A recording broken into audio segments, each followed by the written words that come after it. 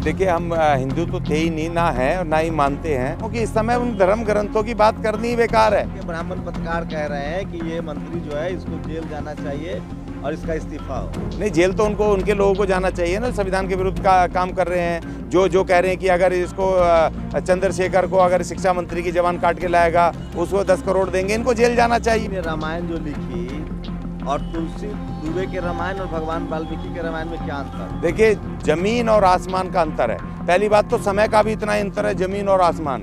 हजारों वर्ष पहले वाल्मीकि रामायण लिखी गई है और ये जो रामायण लिखी है मुगल काल में लिखी गई है, अकबर के और शाहजहां के टाइम पे ये लिखी गई है। और उस समय इस रामचरितमानस लिखी गई है जब इस देश में सबसे बड़ा मुगल शासक अकबर था। और जब ये कहते हैं कि मुगलों ने हिंदुओं को काटा, मारा, गंदे पेशे करवाए, फलाना किया, तो भैया तुमने उसमें रामचरितमानस मुसलमानों के खिलाफ क्यों नहीं है?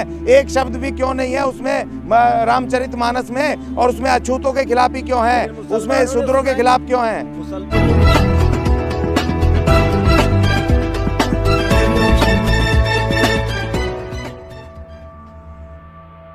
दलित हिंदू नहीं है, मंदिर नहीं जा सकता दलित। देखिए, हिंदू होता तो फिर ऐसी घटनाएं क्यों होती है? अभी कल जो चंद्रशेखर जी का बयान है शिक्षा मंत्री का, वो इसीलिए तो आया अगर हिंदू हो गए होते ही है। चलो पीछे की बातें छोड़ दो, रामचरितमानस की छोड़ दो, मनुस्मृति की छोड़ दो, थॉट ऑफ बंच छोड़ दो, उनका जो उनके आरएसएस के बाप ने लिखा था तो उसको छोड़ दो। 26 जनवरी 1950 से भारत का संविधान लागू हो गया तो अब तो हिंदू बना देते भाई।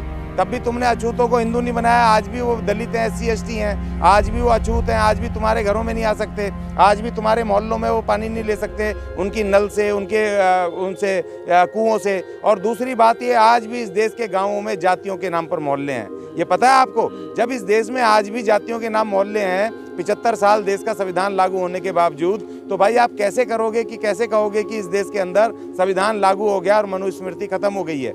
मैं खुद गांव-गांव घूमता हूं, फलाने जाति से नाम लोगे तो बता देंगे फलानी जाति का मोहल्ला हो, ढिकड़ी जाति का मोहल्ला हो। क्या किया कांग्रेस ने 75-60 साल इस देश में राज करके?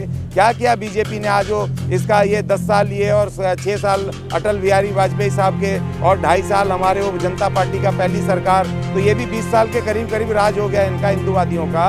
तो भैया अब तुमने या तो हिंदूवाद लागू ही कर दो पूरा, फिर देखी जाएगी लड़ाई आमने सामने की। आप संविधान के पीछे छुप करके ये इस तरह का घिनौना खेल कैसे खेल रहे हो? जब हल्ला होता है तो तुम थोड़ी बहुत कार्रवाई करने दिखाने के लिए उस पर संविधान के पीछे छुप जाते हो और बाद में अपने लोगों को कह देते हो जी इनको मारो। अभी तक वो चौहान, वो सुदर्शन टीवी का वो और उसके जो गुर्गे संविधान के विरुद्ध शपथ लेने पे 1 साल से ज्यादा हो गया, क्यों नहीं जेल गया? उसने गोविंदपुरी में भी संविधान के खिलाफ, संविधान को खत्म करने की शपथ ली, अंबाला में भी शपथ ली, वो क्यों नहीं आज भी जेल गया? क्यों? क्योंकि ये शय मिल रही है। ये सरकारें चाहती हैं कि अंदर खाते तो ये बने रहें कि ये संविधान के हम लोग हैं और पीछे की तरफ से अपने लोगों को कह के कि जाओ इनको पीटो।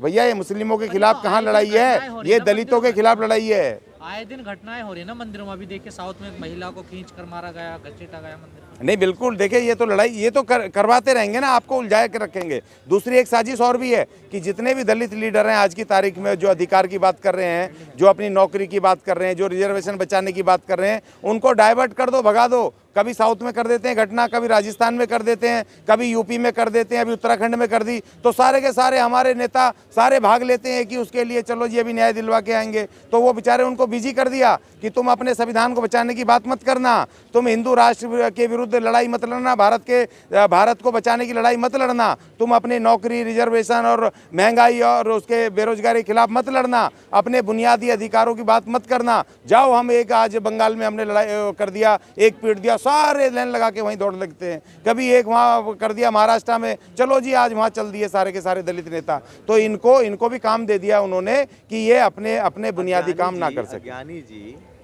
जब बाबा साहब ने 22 प्रतिज्ञाएं दे दी बहुजनों के लिए, जिस धर्म को आप मानते हैं उसमें जब तुलसी दुबे ने लिखा है ढोल शूद्र गवार पशु नारी ये सब तारना के अधिकारी, तो आप लोग बार बार क्या मतलब कैसे आप हिंदू हैं? कैसे किसी भी हिंदू स्क्रिप्ट में शूद्र और अछूत को मंदिर जाने का अधिकार नहीं है, तो आप हिंदू भी बनेंगे, उस नियम को भी नहीं मानेंगे, कैसे चलेगा? नहीं देखिए, हम हिंदू तो थे ही नहीं, ना है और ना ही मानते हैं। लेकिन देखिए सवाल इस बात का है कि बाबा साहब ने जो 22 प्रतिज्ञाएं ली थी 1956 में, उसके बाद जो व्यापक रूप से अनुसूचित जाति, खास तौर पर अनुसूचित जाति और जनजातियों के बीच में जो एक मिशन उसका जो प्रचार चलना चाहिए था इस देश के दलित लीडरशिप के द्वारा, वो नहीं हुआ, व्यापक रूप से नहीं हुआ। एक आध जातियों में हुआ, लेकिन वो व्यापक रूप से जो शेड्यूल जातियां थी, कहीं 50 जातियां, कहीं 40 जातियां, उस तरीके से क्या हुआ। बहुजन क्या बाबा साहब की 22 प्रतिज्ञा माने या वो ब्राह्मण धर्म में रहे? देखिए, जब बाबा साहब ने जिस समय प्रतिज्ञाएं ली थी, वो दौर बिल्कुल इन्हीं से शुरुआती संविधान लागू होने के बिल्कुल शुरुआती समय, उस समय वो अटैक करना बाबा साहब का बहुत ज़रूरी था। लेकिन आज जब इस देश के अंदर हजारों की तादाद में SC ST के लोग पढ़ लिख करके संवैधानिक पदों पर हैं, अच्छे अच्छे जगहों पर हैं, राजनेता हैं, पॉलिटिकल पार्टियों में हैं और भारी संख्या में पढ़े लिखे लोग हैं, तो आज हमें संविधान को लागू करने की बात करनी है। बाबा साहब ने जो पहली लाइन लिखी थी प्रेम्बल में, we the people of India, हमें सबको भारत का लोग बनाना है। हमें हिंदूवादियों को भी बताना, भाई अब तुम्हारा चला गया, अब भारतीय बनो। साहब ने तो बुद्धायन धम्मा में भी लिखा और संविधान लागू होने के बाद उन्होंने बहुजनों को कहा कि सम्राट अशोक के वंशज हो, धम्म की तरफ चलो, जो भारत का जो मूल धम्म है, जिसमें फूले पेरियार, गुरु नानक साहब, कबीर, रविदास हैं। जी नहीं, देखिए बाबा साहब ने संविधान में आपको राज्य सत्ता के लिए, धम्म का शासन जब भी लागू होगा ना, जब राज सत्ता की तरफ आप बढ़ोगे, राज सत्ता पे आप कायम होगे। देखिए, अगर सम्राट अशोक अगर वो सत्ता में नहीं होता तो इस देश में बुद्ध धर्म का जो 84,000 जो उन्होंने वो स्तूप कर लगाए थे वो नहीं होते। तो अफगानिस्तान से लेकर के देखिए मलेशिया तक मैं गया, वहाँ इंडोनेशिया तक मैं गया, वहाँ पर बुद्ध मंदिर और वहाँ पर टूथ टेम्पल वहाँ श्रीलंका में, और जो इन्होंने तोड़े थे वहाँ अफगानिस्तान में तालिबानियों ने बुद्ध की बड़ी बड़ी प्रतिमाएं 20 साल पहले ढाई थी। वो तमाम बुद्ध का पूरी दुनिया के अंदर प्रचार, सत्ता से शक्ति आती है। और हमारे नेता बोलते हैं सामाजिक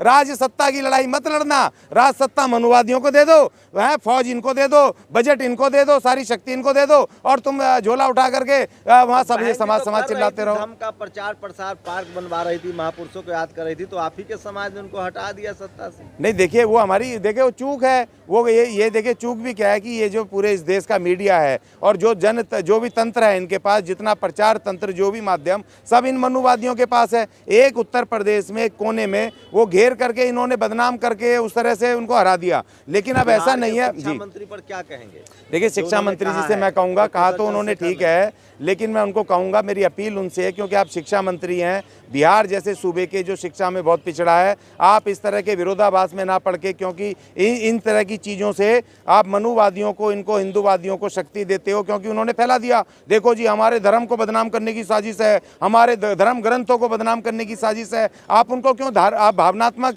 फ़ायदा धर्म का क्यों दिलवा रहे हो? आप वहाँ काम करो ना, स्कूल बनवाओ, वहाँ टीचर भर्ती करो, वहाँ स्कूल को शिक्षा को आधुनिकीकरण करो, वहाँ काम करके बताओ। एक बात बताइए, पहले आपको ग्रंथ पढ़ने नहीं दिया गया, अब जब आप पढ़ रहे हैं, तुलसी दुबे का इतना तो हम लोग एहसानमंद है कि उन्होंने संस्कृत को अवधि में लिखा, वो दोहा लिखा।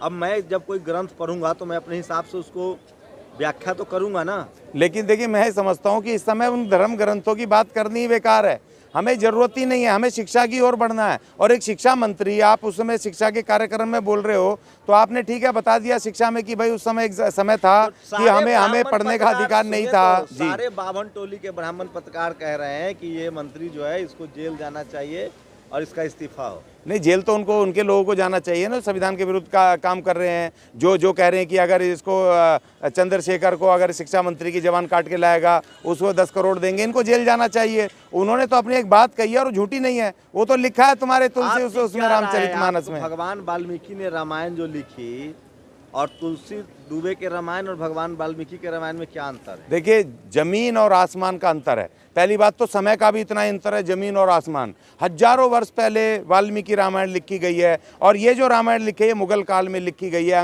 अकबर के और शाहजहाँ के टाइम पे ये लिखी गई है। और उस समय इस रामचरितमानस लिखी गई है जब इस देश में सबसे बड़ा मुगल शासक अकबर था, और जब ये कहते हैं कि मुगलों ने हिंदुओं को काटा, मारा, गंदे पेशे करवाए, फलाना किया, तो भैया तुमने उसमें रामचरितमानस मुसलमानों के खिलाफ क्यों नहीं है? एक शब्द भी क्यों नहीं है उसमें रामचरितमानस में? और उसमें अछूतों के खिलाफ ही क्यों है? उसमें शूद्रों के खिलाफ क्यों है? मुसलमानों ने सारे बौद्ध साहित्य को जला दिया, इससे आप सहमत हैं?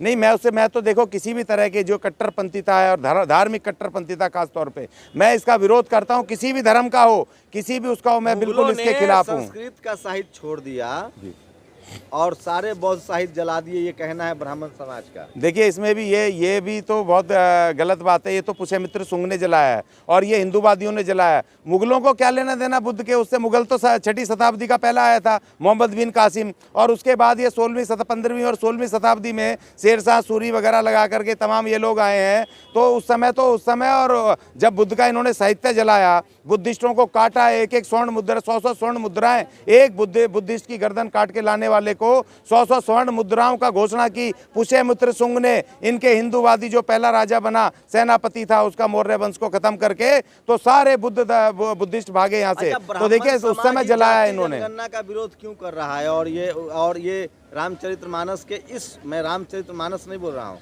रामचरितमानस के इस दोहे का समर्थन क्यों कर रहा है? देखिए वो लिखा हुआ है कि ढोल शूद्र गवार पशु नारी और विप्र न पूजिए, जो मतलब देखिए मैं आप बता रहा हूँ, जिस दौर में लिखी गई है 1600 ईस्वी में, उस समय आपको शायद ये पता होगा कि मुगलों के आने से जो इस देश के अछूत थे, उनको इस देश में आज़ादी का एक सांस मिली। वो सेनाओं में जाने लगे, लड़ने लगे, उनको शिक्षा हासिल होने लगी। और दूसरी तरफ इस देश के आदिवासी, चाहे वो गौंड साम्राज्य की महारानी दुर्गावती हो, चाहे वो संथाल हो, चाहे वो दूसरे वो मुंडा हो, सब लड़ाई लड़ रहे थे अपने अपने वर्चस्व की मुगलों से। और ये ब्राह्मण उनसे मिले हुए थे, मुगलों के साथ संधि करके वो शिवाजी महाराज के खिलाफ लड़ रहे थे, इस देश के साहू जी महाराज के खिलाफ लड़ रहे थे। ये ब्राह्मण उनके साथ मेरे संभाजी महाराज के साथ मिल करके लड़ रहे थे। और इसलिए इनको जरूरत पड़ी कि इस देश के मूल नागरिक आदिवासी खड़े हो रहे हैं। इस देश के अछूत हजारों वर्षों से जो हमारे गुलाम थे, आज वो सेना नायक बन रहे हैं।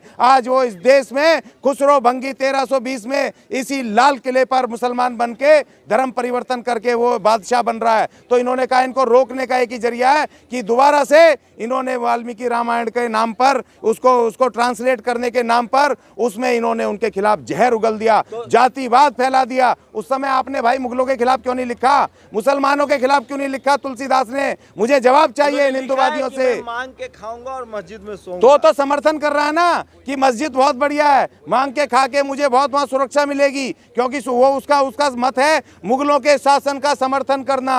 वो तो खुद कह रहे हैं इस बात को। तो इसलिए मैं कहता हूं कि मुसलमानों के खिलाफ एक शब्द क्यों नहीं है रामचरितमानस में? क्योंकि वो दौर है अकबर का, वो दौर है शाहजहां का, और उसके बाद का औरंगजेब का दौर है। क्यों नहीं लिखा जब कहते हैं उन्होंने जबरदस्ती काट के हिंदुओं को बनाया? तुलसी दुबे बेवकूफ थे जो मुगलों के खिलाफ, राजा के खिलाफ लिख के फांसी चढ़ जाते। देखिए ये हमारे जितने भी ब्राह्मणवादी भाई रहे, चाहे मुगलों का शासन रहा हो, चाहे ब्रिटिश का, जो भी राज सत्ता आई है, और चाहे राजपूतों का रहा हो, चाहे वो हमारे उनका भी रहा हो शूद्रों का, उसमें एक कुलपति बन जाते हैं, उसमें जाकर के शासन सत्ता में घुस जाते हैं। तो इसीलिए सत्ता के साथ रहे, ये शासन के सत्ता रहे तो हमेशा शासन के साथ रहते हैं, सत्ता के साथ रहते हैं।